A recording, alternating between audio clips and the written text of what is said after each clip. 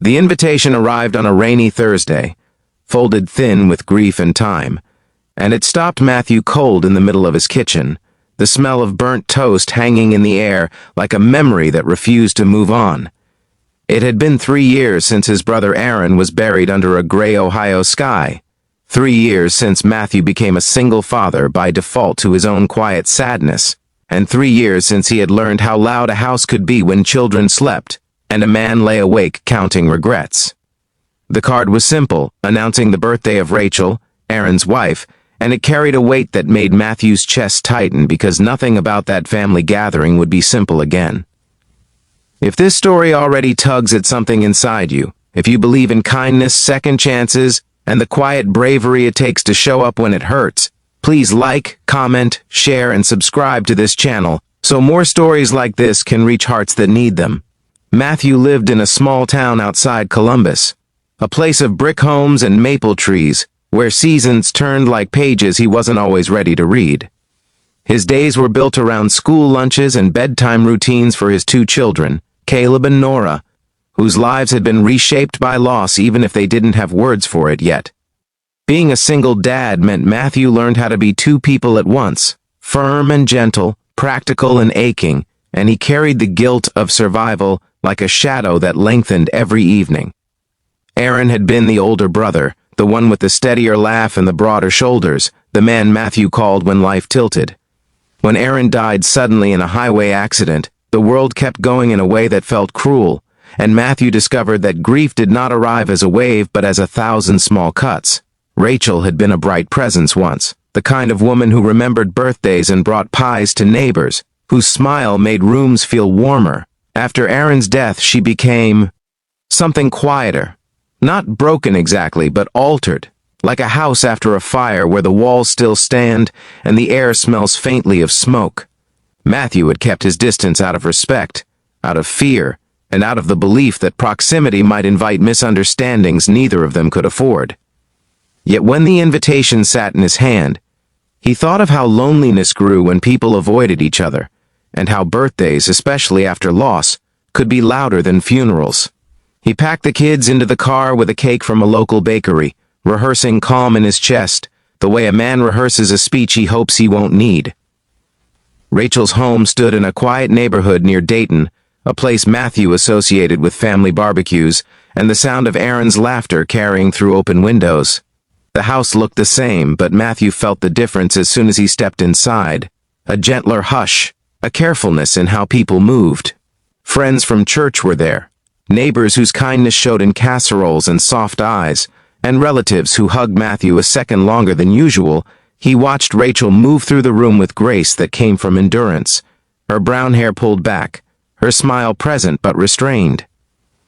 Matthew noticed the way she checked on others before herself, how she laughed lightly at jokes and then drifted to the kitchen, where the sink became a place to breathe.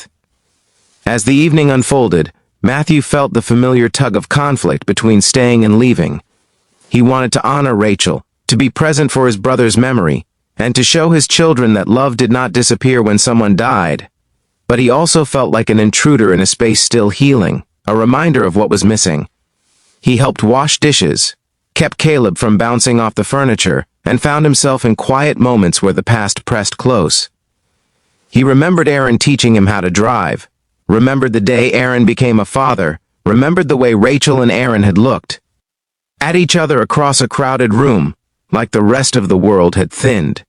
When the cake was cut and candles extinguished, the room softened into conversation, and people began to drift away. Matthew helped gather coats, his hands busy to keep his thoughts from spilling. It was then, in the dimmer light of the living room, that Rachel asked him to sit for a moment, her face composed but serious, her eyes carrying the gravity of something rehearsed and heavy. Matthew felt his pulse in his ears, a warning that life was about to tilt again.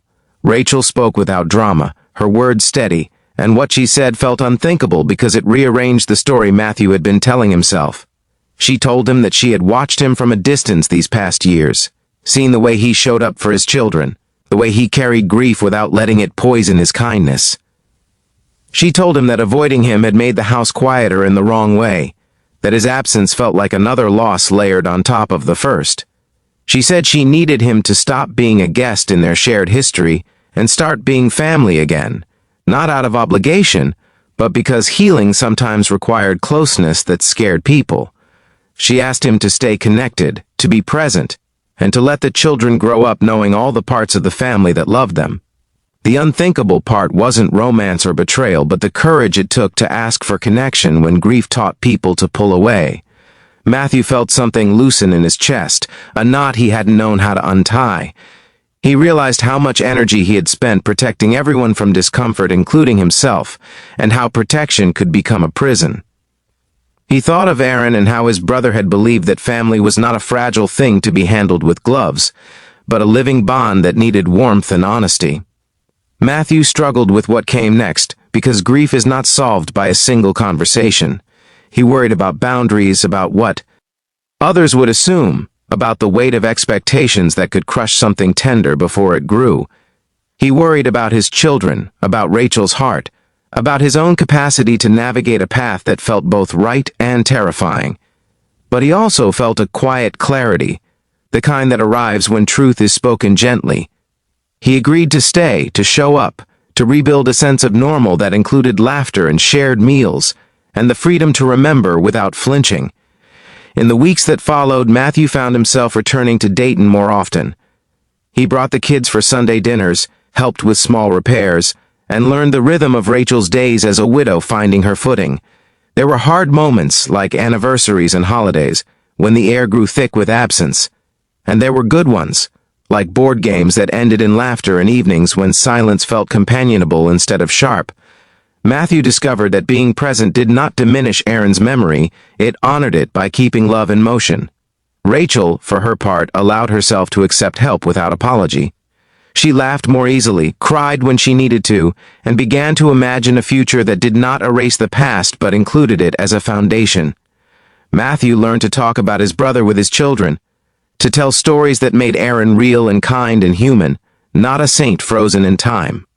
The family began to feel like a living thing again, imperfect and resilient. Near the end of this story, if it has reached into your own experiences of loss, courage, or unexpected healing, please take a moment to like the video, share it with someone who might need it, and subscribe to the channel so these stories can continue to find their way into quiet hearts. Before the ending, we have one special request for you. Please comment with a single word that describes what family means to you, because your words might be exactly what someone else needs to read tonight. On Rachel's next birthday, the house felt warmer, not because the grief was gone, but because it had been met with honesty and care. Matthew watched his children play in the yard, heard Rachel laugh with friends, and felt a gratitude that surprised him with its steadiness. He knew the road ahead would not be simple, and that love after loss required patience and humility. But he also knew that showing up had changed everything. In choosing connection over distance, Matthew honored his brother, strengthened his children, and found a way to let the past and present coexist without fear. The unthinkable words spoken that night did not break a boundary.